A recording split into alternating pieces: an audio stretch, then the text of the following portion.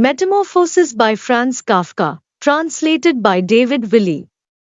When the cleaner came in early in the morning, they'd often asked her not to keep slamming the doors, but with her strength and in her hurry, she still did, so that everyone in the flat knew when she'd arrived, and from then on it was impossible to sleep in peace. She made her usual brief look in on Gregor and at first found nothing special.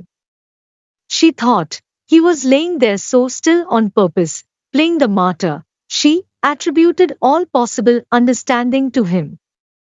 She happened to be holding the long broom in her hand, so she tried to tickle Gregor with it from the doorway.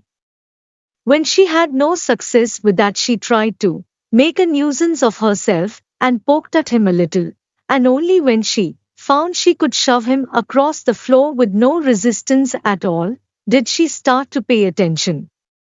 She soon realized what had really happened, opened her eyes wide, whistled to herself, but did not waste time to yank open the bedroom doors and shout loudly into the darkness of the bedrooms, "Come and have a look at this, it's dead, just lying there, stone dead."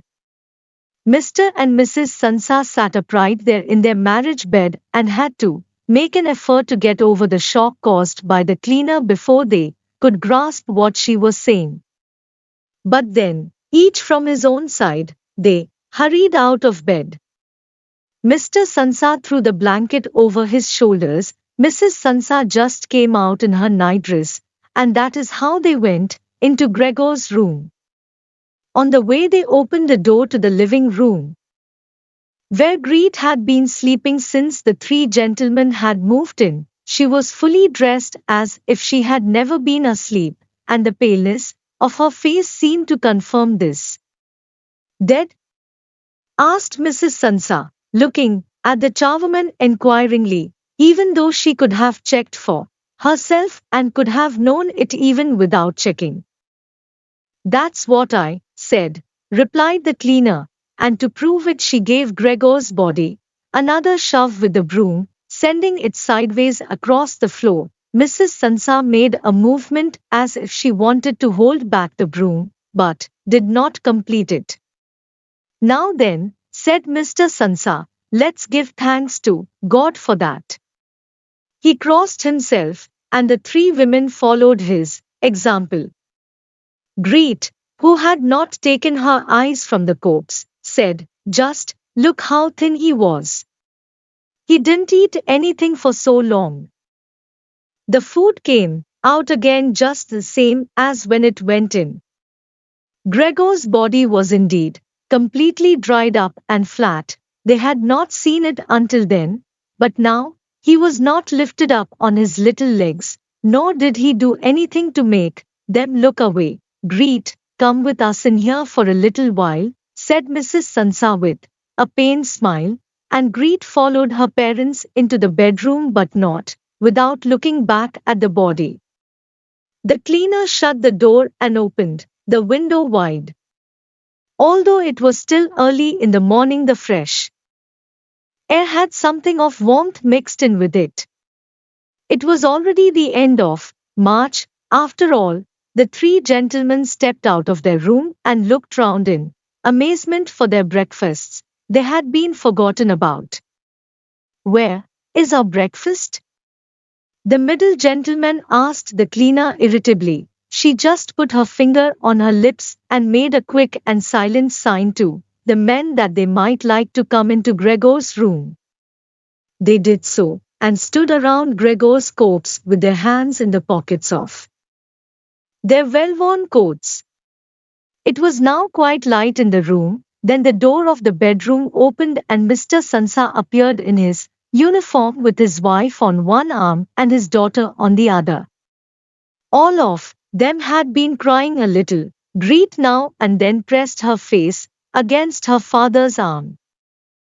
"Leave my home now," said Mr. Sansa, indicating the door and without letting the women from him. "What do you mean?" asked the middle of the three gentlemen, somewhat disconcerted, and he smiled sweetly. The other two held their hands behind their backs and continually rubbed them together in gleeful anticipation of a loud quarrel which could only end in their favor. I mean just what I said, answered Mr. Sansa, and, with his two companions, went in a straight line towards the man. At first, he stood there still, looking at the ground as if the contents of his head were rearranging themselves into new positions. All right, we will go then, he said, and looked up at Mr. Sansa as if he had been suddenly overcome with humility and wanted permission again from Mr. Sansa for his decision. Mr. Sansa merely opened his eyes wide and briefly nodded to him several times. At that, and without delay, the man actually did take long strides into the front hallway. His two friends had stopped rubbing their hands some time before and had been listening to what was being said. Now they jumped off after their friend as if taken with the sudden fear that Mr. Sansa might go into the hallway in front of them and break the connection with their leader. Once there, all three took their hats from the stand, took their sticks from the holder, bowed without a word, and left the premises. Mr. Sansa and the two women followed them out onto the landing, but they had had no reason to mistrust the man's intentions, and as they leaned over the landing they saw how the three gentlemen made slow but steady progress down the many steps.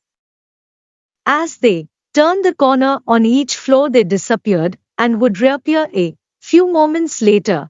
The further down they went, the more that the Sansa family lost interest in them, when a butcher's boy, proud of posture, with his tray on his head, passed them on his way up and came nearer than they were. Mr. Sansa and the women came away from the landing and went, as if relieved, back into the flat. They decided the best way to make use of that day was for relaxation, and to go for a walk. Not only had they earned a break from work but they were in serious need of it. So they sat at the table and wrote 3 letters of excusal. Mr. Sansa to his employers, Mrs. Sansa to her contractor, and Greed to her principal. The cleaner came in while they were writing to tell them she was going. She'd finished her work for that morning. The 3 of them at first just nodded without looking up from what they were writing, and it was only when the cleaner still did not seem to want to leave that they looked up in irritation. Well? Asked Mr. Sansa. The charwoman stood in the doorway with a smile on her face as if she had some tremendous good news to report, but would only do it if she was clearly asked to. The almost vertical little ostrich feather on her hat, which had been a source of irritation to Mr. Sansa all the time she had been working for them, swayed gently in all directions. What is it you want then? Asked Mrs. Sansa, whom the cleaner had the most respect for. Yes, she answered, and broke into a friendly laugh that made her unable to speak straight away. Well then, that thing in there, you needn't worry about how you're going to get rid of it. That's all been sorted out. Mrs. Sansa and Greet bent down over their letters as if intent on continuing with what they were writing. Mr. Sansa saw that the cleaner wanted to start describing everything in detail, but, with outstretched hand, he made it quite clear that she was not to. So, as she was prevented from telling them all about it, she suddenly remembered what a hurry she was in and, clearly peeved, called out cheerio. Then, everyone turned round sharply and left, slamming the door terribly as she went. Tonight she gets sacked, said Mr. Sansa, but he received no reply from either his wife or his daughter, as the charwoman seemed to have destroyed the peace they had only just gained. They got up and went over to the window where they remained with their arms around each other. Mr. Sansa twisted round in his chair to look at them and sat there watching for a while. Then he called out, "Come here, then. Let's forget about all that old stuff, shall we? Come and give me a bit of attention." The two women immediately did as he said, hurrying over to him where they kissed him and hugged him, and then they quickly finished their letters.